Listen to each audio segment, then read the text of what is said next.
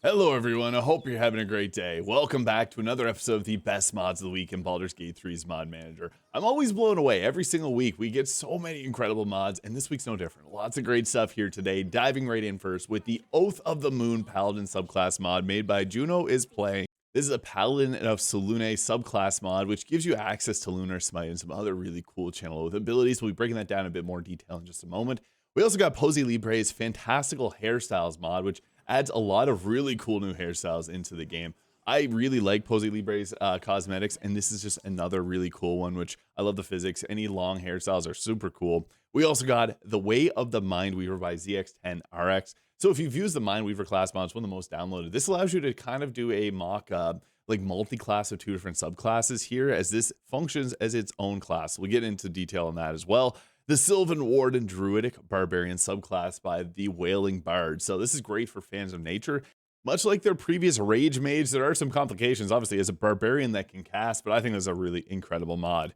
We also got, speaking of Druids, the Druid Rework here by Bad to the Bard, which reworks a lot of the abilities. We've been seeing new mods like this by Bad to the Bard pop up every week, and they're very interesting. We have some other class mods, redesigns, and photo mode, much more, but to dive right in with the Oath of the Moon by Juno is Playing here. You get the channel Oath charge ability here, Full Moon, which in a 9-meter radius there, you can radiate an aura of radiance and compose blind and slow on nearby enemies for 2 turns. You also get guidance, makes kind of sense for a class like this, the moon guides you. And then also we got the Oath of the Moon Tenant. And you can even see there, guidance is one of the oaths. Now this uses the same as the Oath of Devotion for breaking your oath. You get superior dark vision, similar to why Gloomstalker Ranger would get it, and Lunar Smite here, which uses your action, bonus action, and a level 1 spell slot, and inflicts Holy Flame on hit.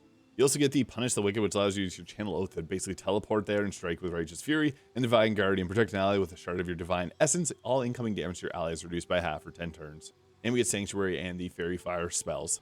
At level 5, we get Moonbeam and Warding Bond. Level 7 gives us the Aura of Moonlight. You and nearby allies' incoming damage reduced by 2. The aura disappears 3-meter radius. And this is also affected by any mods. If you have that increase the range of the Paladin's auras, you'll actually get this applied to this as well. And I love this. At level 9, we get Remove Curse and Spirit Guardian. So this is one of the things that makes the Oath of the Crown Paladin so fun. It makes perfect sense to go around smiting with the Spirit Guardian surrounding us.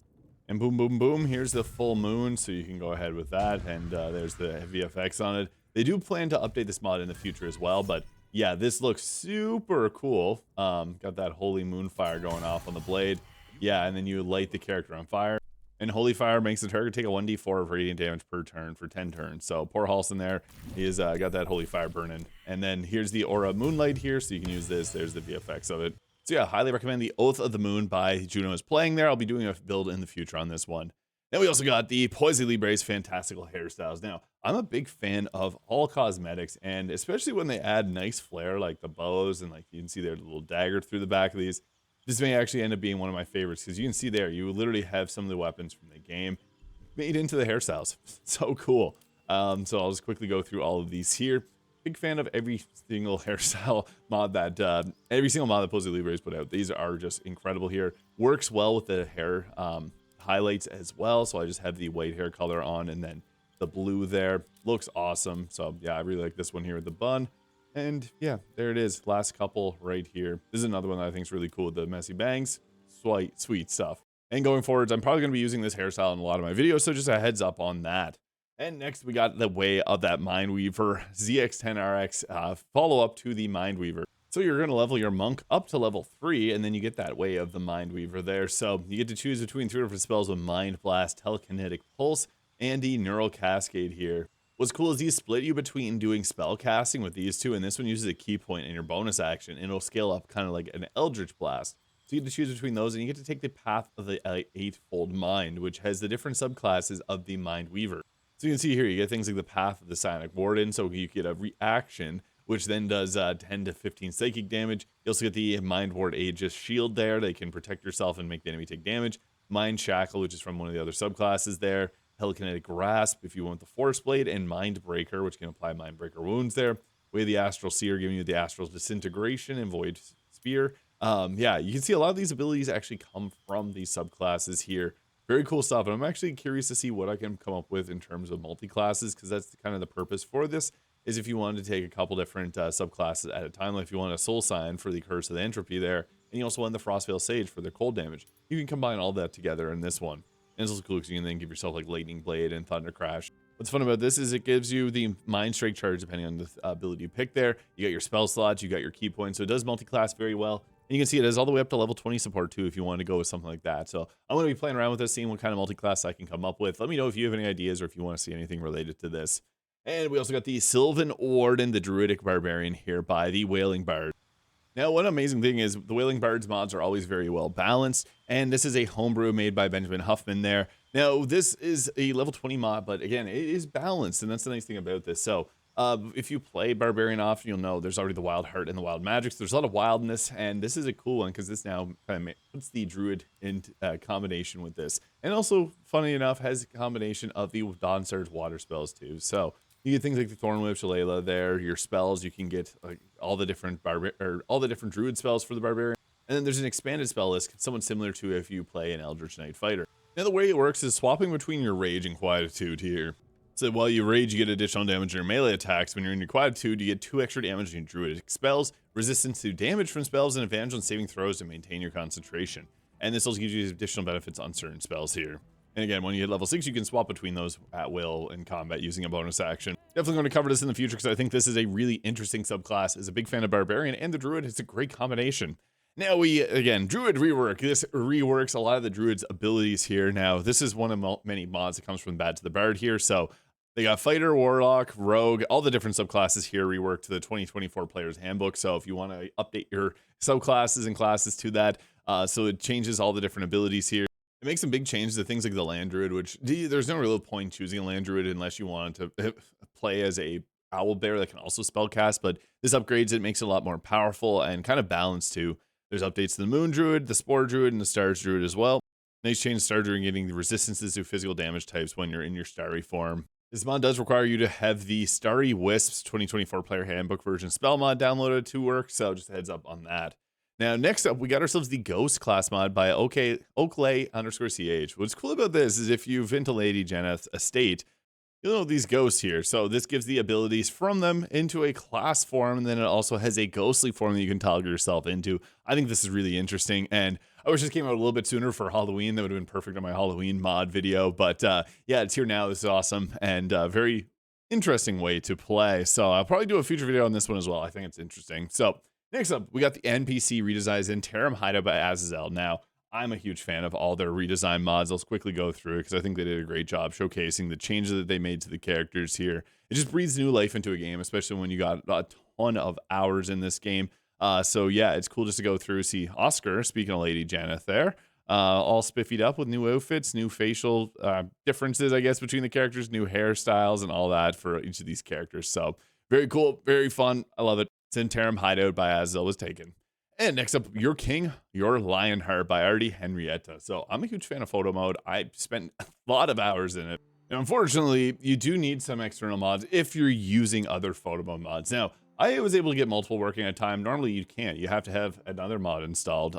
So you have the quick small animation thingy. There's another version that's on Nexus mods in order to have multiple photo mode mods. Otherwise, they'll just replace each other. Or I unfortunately got unlucky here, and they just ate each other and they're gone. There's nothing here, unfortunately. So yeah, this if you want to use this mod, I really like the other one that I covered earlier in the week. I did the best mods of the week with the Axes and K's couple poses by Axie. And I actually had this in my video, or I had this in my load order working properly until I added in the other photo mode mod. So there is issues with these, but these are really cool. I'm a big fan of anything that adds in more photo mode poses. So I need to get my mod loader fixed up here because these are some really cool poses. So yeah, quick small animation thingy, or there's another mod. I'll probably do a video on it. And we also got ourselves the Hero of Legend by Spirit Weave here, this is cool. So it basically makes it so you can't choose a +2 ability score anymore. This is interesting because each base feat will now get a +1 ability score. So everything you choose, this gives you more customization. I know a lot of builds in Baldur's Gate 3 really revolve around taking ability score increase, or I know it's not always the most optimal choice, but it's sometimes just an easy one to just round out a build. This makes it so that you can take things like Athlete and increase 2 ability scores. It doesn't actually affect things like the Alert Feed, Great Weapon Master, Lucky, Sharpshooter, Tavern Brawler, because those mods are already really strong, and Tavern Brawler already gives you a stat increase. So even if you take things like the Magic Adept or Magical Initiate, you also get an increase in your stats, you get more spells. This is really nice because it really opens up the builds and doesn't kind of make you have to take an ability score improvement. Another cool one is the no cheese slash exploits here by Ophidian Shadow. So this removes a lot of the cheesiest features in the game. So the Cloud Giant Elixir now adds 8 strength instead of making it your strength 27. So this is a nice change. It also can still put your strength a little bit higher. I'm not going to tell anyone how they can play their game. If they want to make it harder, if they want to make it easier, whatever makes you have the most amount of fun. This is great for a lot of people that just want a bit more challenge. Vendors won't restock on level up, so you can't cheese them and get a bunch of strength potions. Respecs cost $500. Withers is more difficult to steal from. He doesn't care, but harder to steal from. And then barrels are heavier, so you can't rely on like barrel mancer and a lot of the other really cheesy effects. So this is pretty cool. I just want to highlight this. We also got some spell adjustments here by Obsidian Shadow as well. So spell adjustments level 1 changes some of the spells like Arms of Vidar. It's now a bonus action and cancels reactions on save. And you got things like Bane doing a D6 at spell level 3, D8 at spell level 5. So you can actually upcast a lot of the spells that are not always going to be the most powerful to upcast. Cure Wounds will be a bit more give you a bit more healing, and Staring Strike will do a D8 instead of D6. False Life will give a +8 per spell level, so you can upcast it. Good Berries get a bit more whenever you upcast as well. And Shield of Faith gets an increased amount of targets. Kind of cool. It's not going to get used often, but fun change. And they also have spell adjustments for level 2 spells as well. So things like Barkskin will give you increased AC per spell level that you cast it at. Crown of Madness will now no longer have a human requirement. I think these are actually really nice changes. Enthrall is a level 1 spell because you don't probably use Enthrall that much. Magic Weapon also is no longer a concentration and a level 1 spell. So Magic Weapon's a good spell, but sometimes it's not worth holding a concentration on. Phantasmal Force damage is increased here, and then Web Radius is also increased and that requires concentration. I think all of these are very fair changes, so really cool mod. I want to highlight that. We also got the Weird Summon Utility mod here by Beef Jake 55. So you go to Damon and you can buy the Free Will underwear. I know a lot of people are actually going to like this. So what this does is you can go to the character and they can give a character free will. So if I wanted to make Will, or if I wanted to make Gale be able to fight in combat, and I don't have to control him, you can give him free will. So when you get into a fight, you'll see there he has got free will. This ally is being controlled by AI. And you literally just got to go up to Damon right there and purchase the underwear. It's cost 6 gold. So pretty straightforward. It makes the game a little bit more straightforward if you're on like multiple playthroughs, if you want to make this a little bit different, because it brings an element of surprise when your teammates do something extremely dumb or they make a funny play. I also just want to clarify something because I had a comment on a video previously. When I talk about AI, I don't mean ChatGPT. Like, this isn't ChatGPT getting into your computer. This is just the game using its logic to figure things out. So I just want to make that clear because I did get some comments angry about that in the past. Whenever I mean AI, it literally says controlled by AI. It just means the game's using its own logic to make decisions, not ChatGPT. Just want to clear that up.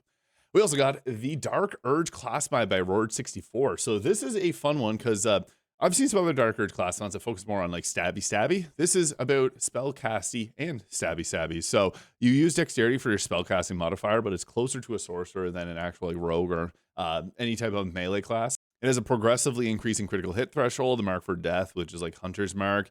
And then you also get 15 pre-selected Dark Urge themed spells. I think this is a pretty fun mod, so I just want to highlight this here. It is kind of powerful, but not crazy broken, overpowered. So yeah, definitely worth checking out if you like playing the Dark Urge. And we also got a fun one, Better Crusader's Mantle by TM McCormick 031, which gives Crusader Mantle the ability to be upcast, which gives additional 1d4 radiant damage per attack. I think this is just a fair change because Crusader's Mantle is a fun spell, but I don't like using it or building my team around it just because you lose a concentration, womp womp, you just waste a whole action. Actually giving it some meaningful damage and upcast ability, that's great. We also got a really cool one here with the Dragonborn Hatlings, the Umi and Doni by Akelka. So this adds in some, replaces the Tieflings, Umi and Doni with Dragonborn Hatchlings. Pretty cool stuff, because you don't really see too many Dragonborns is in the game. So having them that early on is really cool. I love all of Akelka's Dragonborn mods. They've done such a great job with everything. So yeah, this is incredible mod. You can just see it right from here. You have to have your attention detail set to high, and this is still a work in progress. They don't have the profile pictures changed, but you can see there it works pretty good so far. I know I mentioned this in my last video, but the Axes and KSQ couples poses is really awesome, especially if you're big into photo mode, because yeah, it's got ones that you can actually pair together. Unfortunately, my photo mode is a little bit borked right now. I need to get that all sorted out, but yeah, these go together very well. You can create some really, really cool looking pictures. So just wanted to highlight this. And the outfit that I have on is the Leathers of the Vagabond. I covered that in the last week. It just got updated to not turn black. It actually has a color now. So that is the best mods of the week for the week ending November 8th, 2025. Let me know your favorite mod and hit that subscribe button below if you haven't already. Hope you have a great day, and we'll catch you all in the next one.